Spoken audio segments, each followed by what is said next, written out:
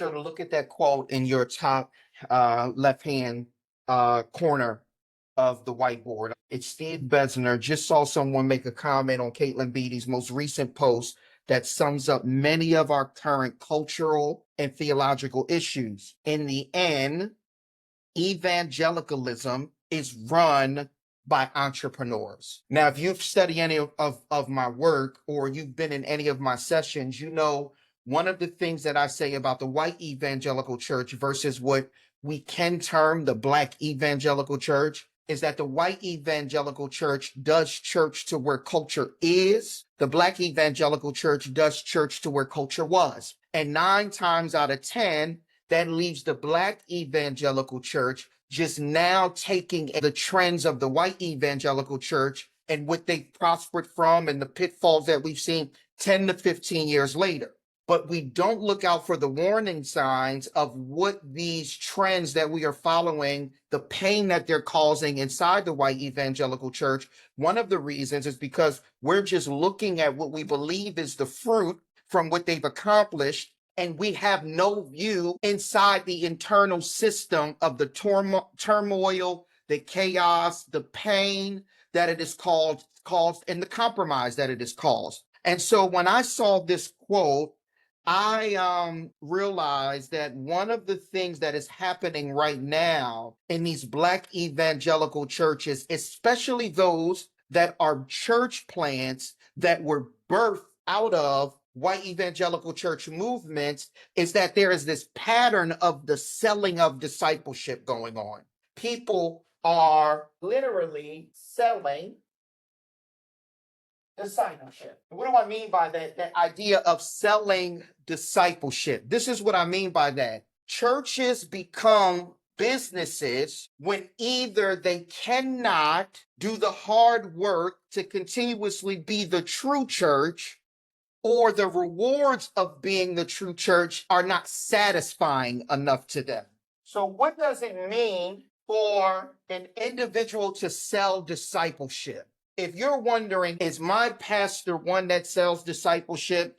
What are 2 of the things that we can look out for? The first thing we need to look out for is when the consumer becomes more important than the member. They begin to pay more attention to who they attract versus who they are responsible for. This is tricky because we see in John 10:10, Jesus talks about the difference between the good shepherd and a hired hand.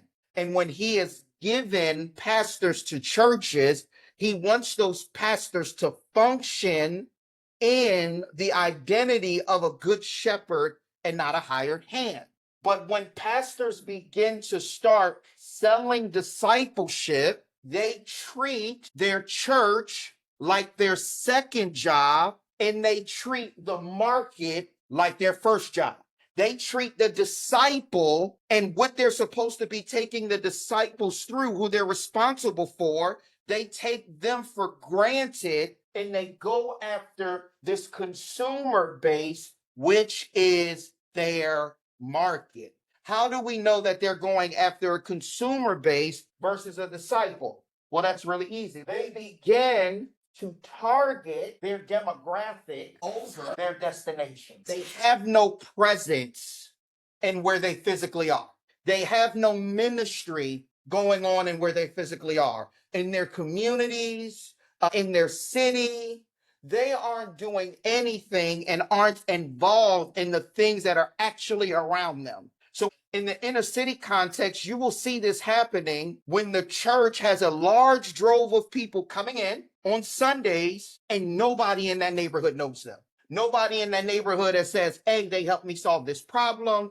They advocated for me when my child was having this tough time in school. They stopped by and talked to me about where my faith was. The biggest thing that they'll say about this church is they use our school's parking lot to park when their parking lot gets too crowded. They might come over and do something once or twice a year, but they are not doing the work that they are called to do if we were supposed to be their destination of ministry.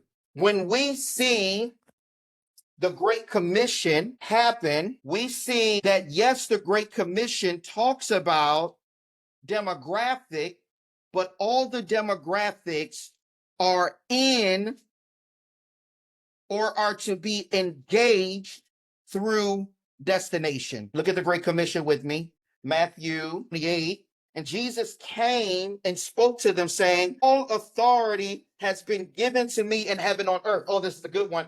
I got to put this one up here. How do we know that they are people who are selling discipleship? How do we know that? We know that because they exchange authority for influence. They say, nope, the places where I actually have authority at, I don't want to be there. I'm not doing the thing in the places where I'm supposed to have authority, where my leadership is supposed to be set up, where I'm doing those things there. I don't want to be there. I want to be in the places where I have influence. Therefore, what gives me authority in people's lives is the influence that I have in the market and not the authority that I have over their discipleship process. That this consumer that I am here and working with, this consumer right here, I have no authority over their life. I have no authority over the life of the consumer. The only thing that I have is influence. In fact, if I was worried about authority, I would actually send this person that needs something somewhere in their local context without bringing them to me. But I got sidetracked right there. That was so good that I saw that right there. They don't have authority. They have influence. Now watch this. He says, all authority has been given to me in heaven and on earth. Go therefore and make disciples of all nations. The demographic is inside of the destination. That's good. That when Jesus starts the Great Commission, the demographic of who we are supposed to serve is in the actual destination of where we are supposed to go. Go therefore and make disciples of all the nations, baptizing them, authority, shepherding, leadership, in the name of the Father and the Son and the Holy Spirit, teaching them. Now watch this kind of teaching, to observe all that I commanded you, and even lo, I am with you always, even to the end of the age. Now, where these business pastors try to get us confused is they'll take that terminology, teaching them, and because they're teaching something, they believe that they are flowing through in the Great Commission. But notice that phrase that Jesus uses says, teaching them all, giving them a full account of what I've called them to. That teaching them all right here, when we see it, this word all dictates this idea of permanency. I'm permanently there. I'm in their lives. I'm located with them. I'm in their destination.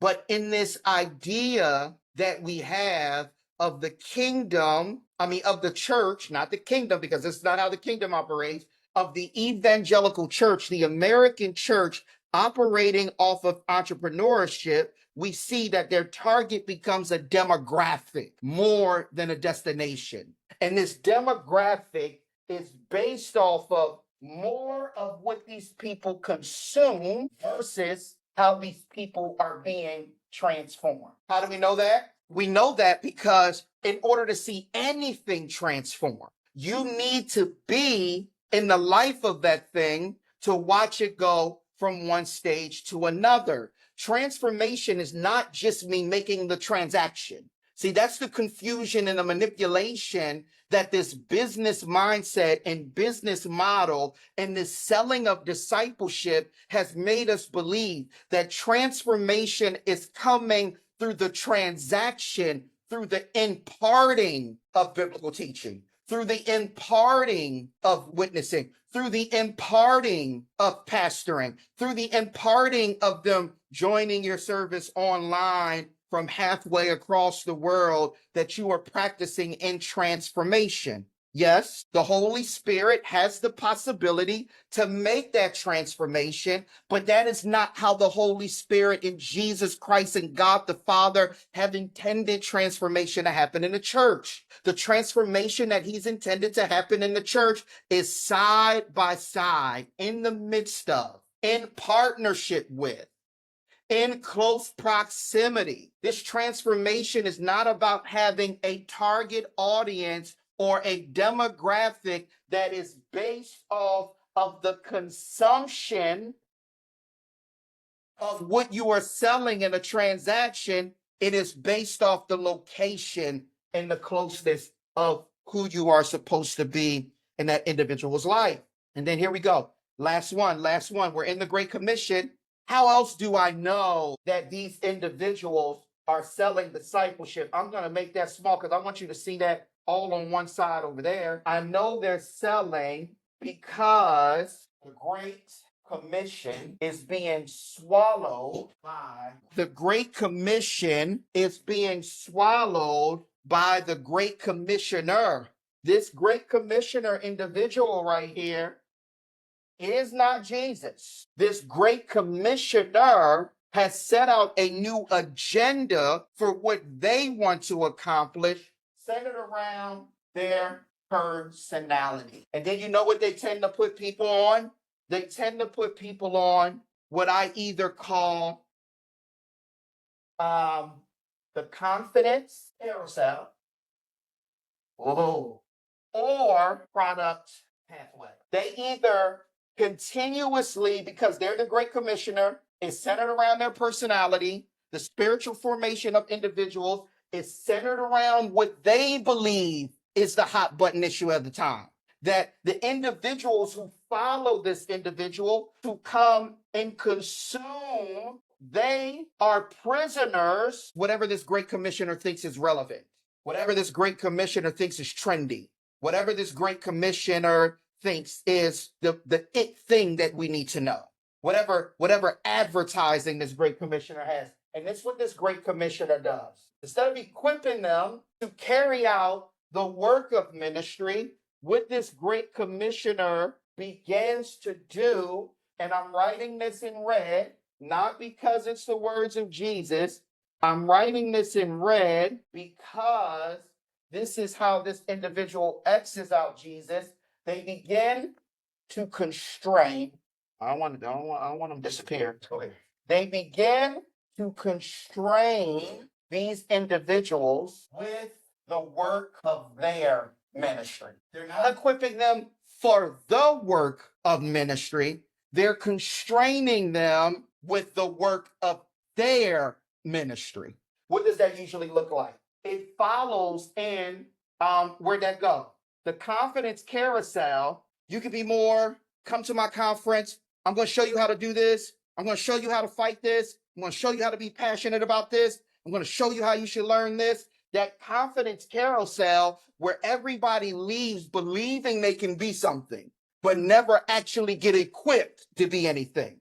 Where everybody believes that they are leaving, they're leaving out charged about this thing that this individual has centered stage. They're leaving out about this theme. Oh my gosh, did you hear what he said about that theme and how much we're lacking in this and we're not doing that? They leave charged up about that theme, but they do not leave convinced that that theme is in their calling, and they do not leave with a pathway to be discipled, to be upskilled, and to be grown and equipped for the work of ministry in this theme. And so what they become is a confirming bystander instead of a equipped participator. And what happens when they become a confirmed bystander instead of an equipped participator? They always believe that they have to come back to get more confidence from this individual when it happens. I gotta get more confidence. I gotta get more confident.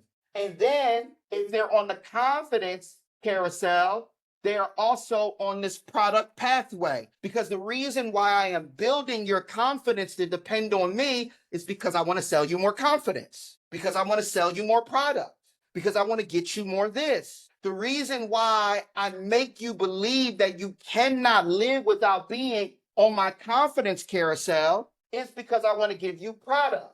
And so what do? Remember this theme up here? There's a 3-step process to product. Get them wrapped in the theme, teach them why they need it, sell them a ticket, right? That ticket or a product, and then invite them to be a part of tertiary community, but mistake it as primary community. Let me tell you that when we use this selling of discipleship in this business model in the church, we don't actually work for the church. We actually work against the church. Why? Why do we work against the church? Because what happens is this tertiary, it's not even secondary. This tertiary place of community becomes primary for individuals, and it makes them believe that they are in the center of God's will and what community is supposed to be, but they're actually in their third place of community, and they're sacrificing the first place of community to go to this third place of community. And what they don't realize is that they're not actually a community member at all, because the only reason they belong is because they made a transaction as a customer. That when church becomes about anything other than discipleship and belonging to the local body of believers and being equipped for the work of ministry and being cared for as a sheep, whenever church becomes about a theme, whenever church becomes about a product, and whenever church is sold to you in the reference of a ticket, you end up being a customer that thinks you're a disciple. The only reason you are considered to be a disciple is because you bought a ticket. That's no different than anybody else telling you you're a part of a family because you've entered into some kind of transaction with them before. They say, welcome to the family. But the only thing, if this was primary community, that was supposed to welcome you into that family is actually the birth, the death, the resurrection of Jesus Christ, and the responsibility that your pastor has been given to shepherd you.